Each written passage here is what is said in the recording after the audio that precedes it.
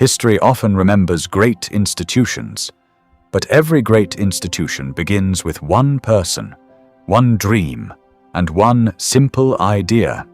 This is the story of Paul Harris and the birth of Rotary. Paul Percy Harris was born in Racine, Wisconsin in 1868. While still a young boy, he was sent to live with his grandparents in the peaceful village of Wallingford, Vermont. There, surrounded by nature, hard work, and simple values, his character quietly began to take shape. His grandparents taught him lessons that no classroom could ever provide: honesty, kindness, and respect for every person. As he grew older, Paul became a restless traveler.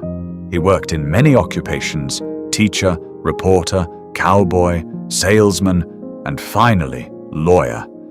Each journey introduced him to new people and different ways of life. Without realizing it, he was learning the greatest lesson of all: that friendship could exist beyond differences. During a hiking trip with Chicago's Rotary Club, Jean Thompson noticed a tear in Paul's jacket and quietly offered to mend it. It is often said that, as she stitched the torn fabric, two hearts were gently stitched together for a lifetime. Jean would become Paul's constant companion, sharing not only his life, but also his vision. When Paul first visited Jean's family, her father asked a simple question. "So, young man, what do you do?" "I am a lawyer," Paul replied. The conversation ended politely, but the moment remained with him. Paul realized that society often judged people by status rather than by character. Years later, Rotary would embrace a very different philosophy: that every useful occupation deserves dignity, and every honest profession deserves respect.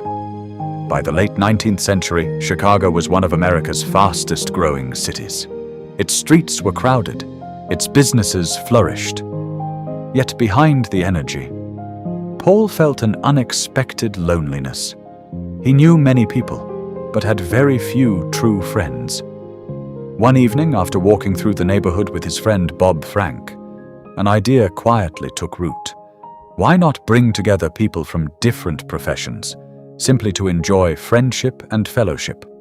On the evening of the 23rd of February, 1905, Paul Harris climbed the stairs to the office of engineer Gustavus Löhr. Three friends joined him: Sylvester Sheila, Hiram Shorey, and Gustavus Löhr. Four ordinary professionals. One extraordinary conversation. That evening, Rotary was born. The meetings grew. More members joined. The gatherings rotated from one office to another. Soon, the organization became known simply as Rotary. But Paul believed friendship should lead to something greater.